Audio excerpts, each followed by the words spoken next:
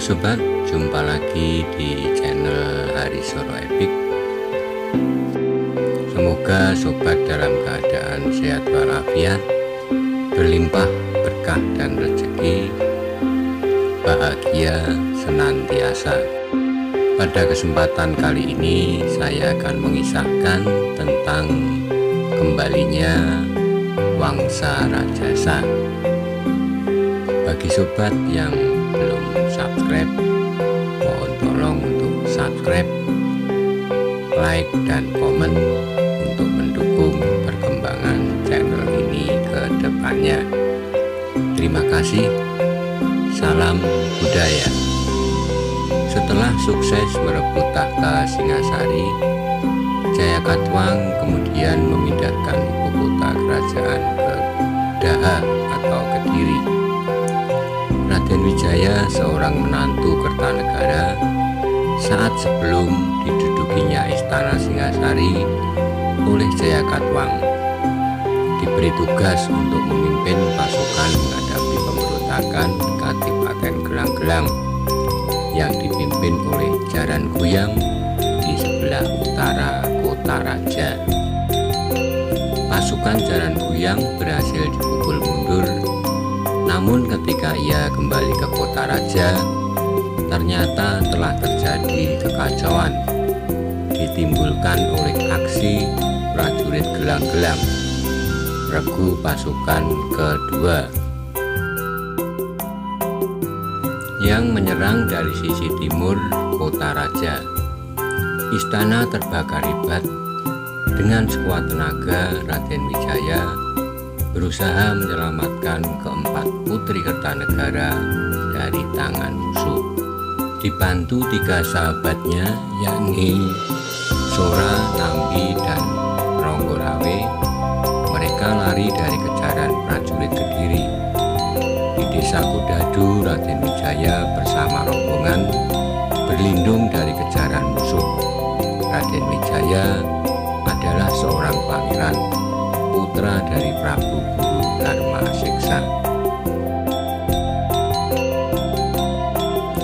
Raja Sunda Galuh, sedangkan ibunya adalah Putri Maisa Cempaka dari Kerajaan Singasari. Di desa Kudadu, Raden Wijaya disambut dengan baik dan dibantu bersembunyi dari kejaran musuh. Atas bantuan kepala desa Kudadu pula, Raden Wijaya dipertemukan dengan Arya Wiraraja, Bupati Sumenep. Arya Wiraraja menyambut baik kedatangannya. Arya Wiraraja meskipun terdepak dari jabatannya sebagai petinggi istana, namun ia masih setia terhadap Singasari. Kemudian bersekutu dengan Raden Wijaya untuk merebut kembali kekuasaan Singasari dari tangan Jayakatwang.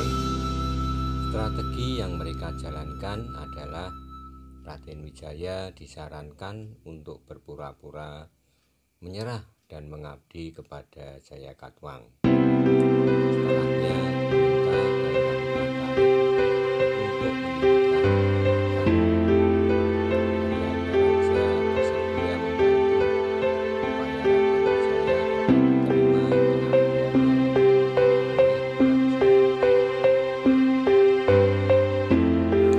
Raden Wijaya berjanji kepada Arya Wiraraja jika ia telah berhasil mendirikan kerajaan akan diberi separuh dari daerah kekuasaannya.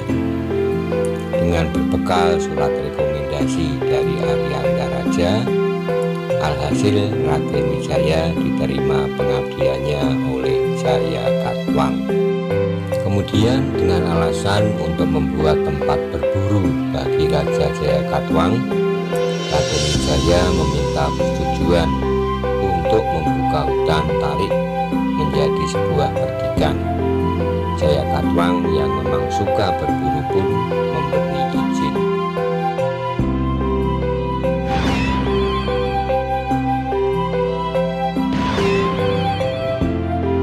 Raden Wijaya menamai daerah perdikan di tepian Sungai Berantas itu dengan nama Majapahit.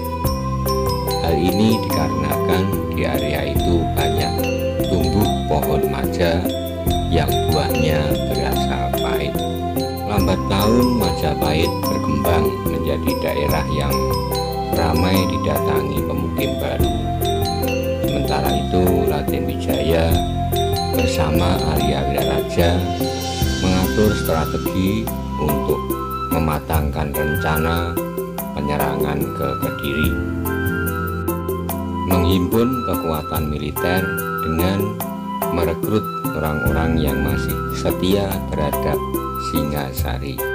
Kembali ke masa ketika Prabu Kertanegara masih berkuasa, terjadi insiden waktu seorang utusan Kaisar Kubilai Khan Kekaisaran Mongol dari dinasti Yuan, yaitu Mengki, diperlakukan dengan buruk oleh raja. Utusan itu membawa pesan dari Kaisar yang isinya meminta agar Raja Jawa tunduk dan mengirim upeti kepada Kubilai Khan. Kertanegara yang saat itu tengah gencar melakukan ekspedisi Pamalayu tentu saja menolak mentah-mentah permintaan Kubilai Khan. Bahkan Mengki utusan itu dirusak wajahnya menggunakan cat besi panas, layaknya hukuman bagi seorang pencuri. Kemudian disuruh pulang ke negaranya.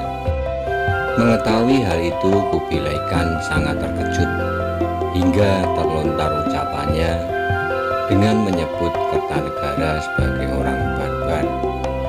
Maka pada tahun 1292 Kubilai Khan memerintahkan angkatan perang untuk melakukan invasi besar-besaran ke tanah Jawa.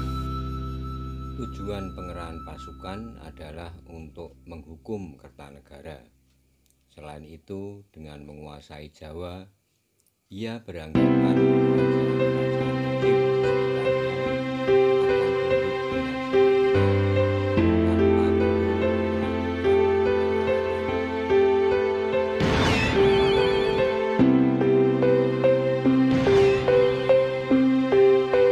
Dengan demikian, Imperium Dinasti Yuan di bawah kekuasaan Kubilai Khan akan dapat menguasai jalur pelayaran Asia Tenggara yang berpusat di Selat Malaka.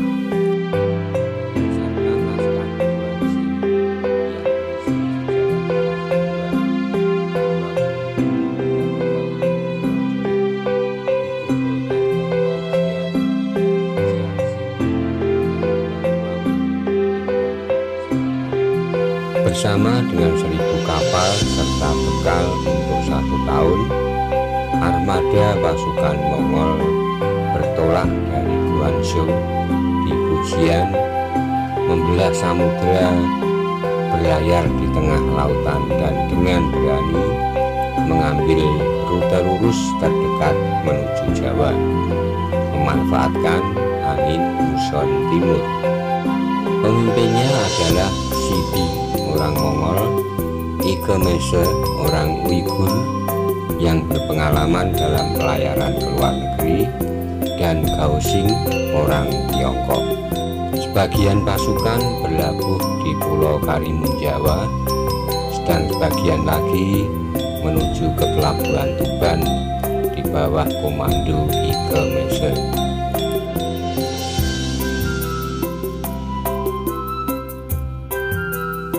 Mengetahui kedatangan pasukan Mongol mendarat di Tuban, Raden Wijaya mengirim utusan memberitahu mereka bahwa Kertanegara telah tewas dalam kudeta, istana dan tahtanya dirampas Jaya Katuang.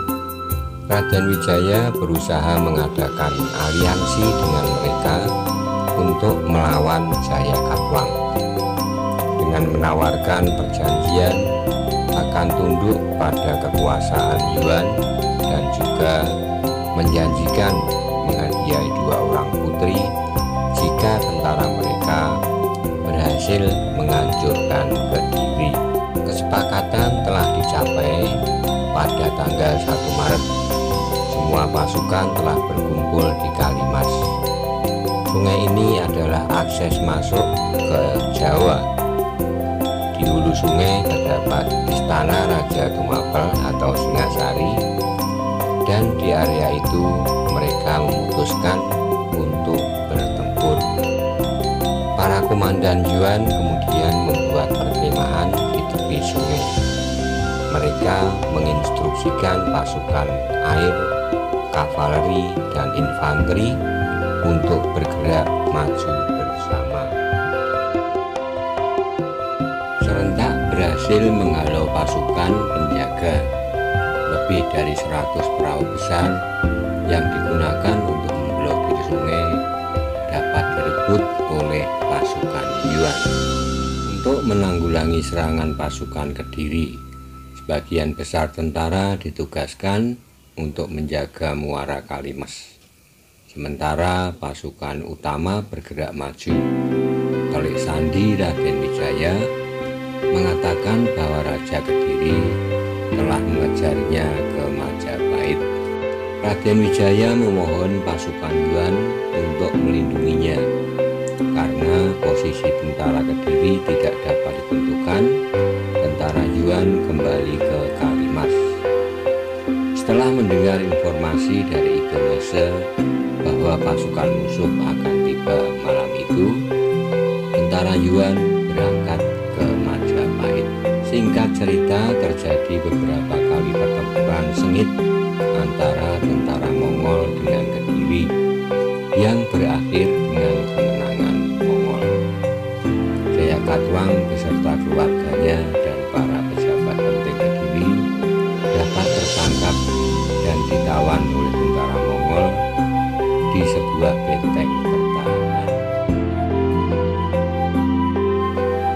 Raden Wijaya kemudian minta izin kepada pimpinan Mongol untuk kembali ke Majapahit dengan alasan menyiapkan surat pernyataan takluk kepada Kaisar Kubilai Khan serta menyiapkan peti dan seserahan 2 putri untuk dibawa ke Tiongkok. Pimpinan Mongol tidak percaya begitu saja kepada Raden Wijaya. Dikhawatirkan akan memberontak. Keberangkatan Raden Wijaya dikawal oleh pasukan terdiri dari 200 orang prajurit. Namun pasukan itu diminta oleh Raden Wijaya tidak membawa senjata. Dikatakannya bahwa para putri takut dengan adanya senjata setelah beberapa kali melihat pertumpahan darah. Yang dikhawatirkan pimpinan Mongol benar-benar terjadi. Raden Wijaya berbalik arah, menggerakkan pasukan secepat kilat, menyapu habis prajurit Mongol.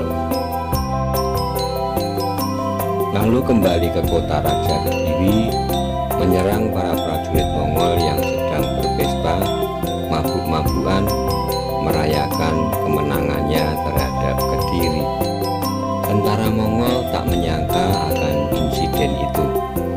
Menjadi kalang kabut, banyak prajurit tewas. Sisanya lari menyelamatkan diri. Pasukan Majapahit terus mengejar dan menggempur hingga pasukan Mongol tercerai-berai. Kehebatan tentara Mongol yang dikenal sebagai prajurit berkuda yang hebat dalam bertempur rupanya menemui hambatan ketika diterapkan di medan yang berkontur pegunungan dan hutan hijauan. Pasukan berkuda lebih leluasa bergerak di padang terbuka seperti yang biasa dilakukan prajurit Mongol di daratan Tiongkok. Pasukan Yuan mundur dengan diliputi kekacauan karena angin muson yang dapat membawa mereka pulang akan segera berakhir. Ketakutan akan terjebak di Pulau Jawa untuk 6 bulan berikutnya membuat mereka segera lego jangkar dan mengarahkan jungnya ke tengah samudera. dengan membawa serta tawanan anak-anak Jayakatwang dan perwiranya lebih dari 100 orang. Pimpinan pasukan Yuan sebelumnya telah menghukum mati Jayakatwang.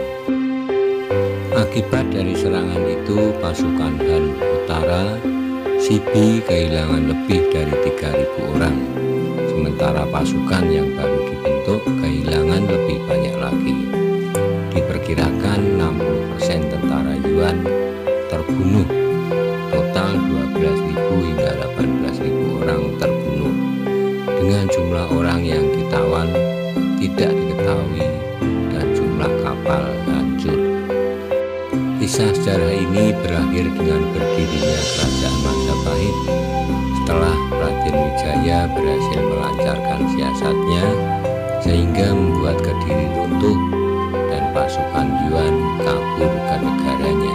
Dinobatkan pada tanggal 15 bulan Kartika tahun 1215 Saka yang bertepatan dengan tanggal 10 November 1293. Raden Wijaya naik tahta bergelar Kertarajasa Jayawardhana, mengangkat lagi Wangsa Rajasa